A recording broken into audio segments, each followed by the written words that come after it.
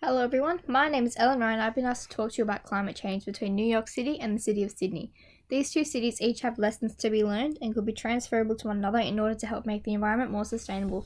I'm going to talk to you about the effects of climate change and what strategies could be implemented in order to reduce carbon emissions which are released from the built environment in order to create a more resilient city.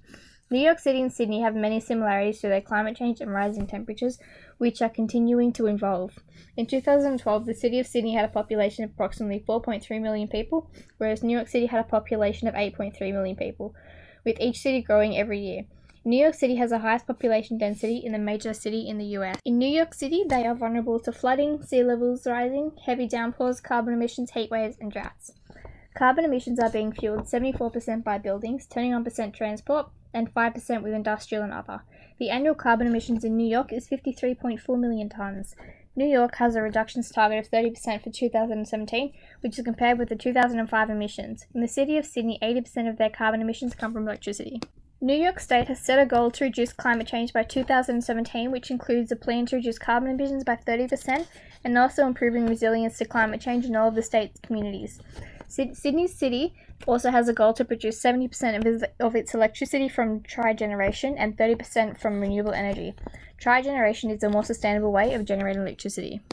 In New York City, a system has already been in place to specifically focus on carbon emissions, which is part of a 10-state program where the emissions are reduced through a cap-and-trade system. Soon after Hurricane Sandy hit in 2012, the Special Initiative for Rebuilding and Resiliency was given a task to develop a climate adaptation plan.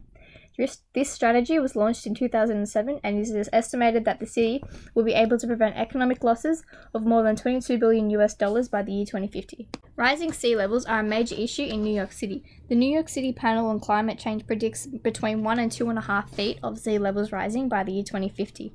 Due to the sea levels rising, New York City is 17% more likely in the years 2020 and 40% in the years 2050 to see a storm that causes $19 billion in damages. In the city of Sydney, rising sea levels would affect 90,000 people's homes.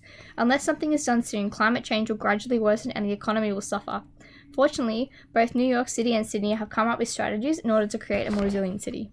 In New York City, a plan of action has been created and is already underway. Some examples of this plan include storm surge barriers on specific creeks and waterways, rebuild damaged housing stock, and reduce flood insurance rates for different resiliency measures.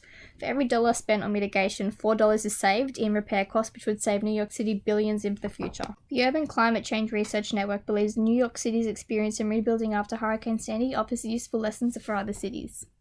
Some of Sydney's strategy plans are to designate open spaces to act as a buffer for extreme climate variations in bushfires and flooding, and also zoning regulations that require more open space, especially in dense urban developments, to contribute to the cooling process.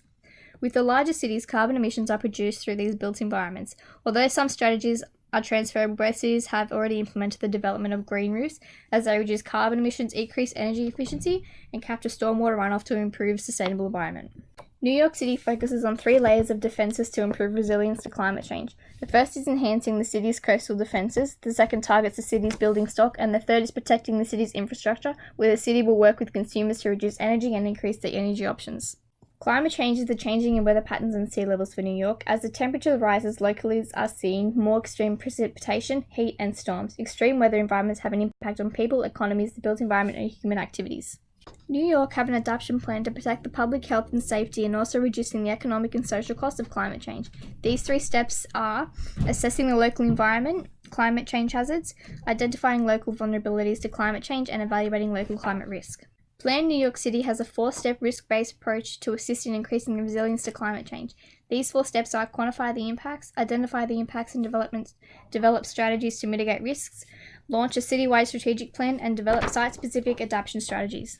As seen here, these are New York City's climate change projections, which are of average annual climate change. As the years go on, the climate rises, you'll see.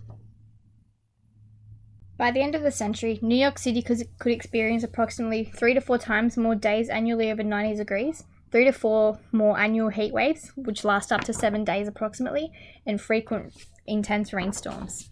Here you can see is an 18-month multi-step process. New York needs to become a more sustainable urban environment because with the greenhouse gas carbon emissions increasing and the Earth's temperature rising, there is too much risk towards the people, economies, the built environment, and wildlife.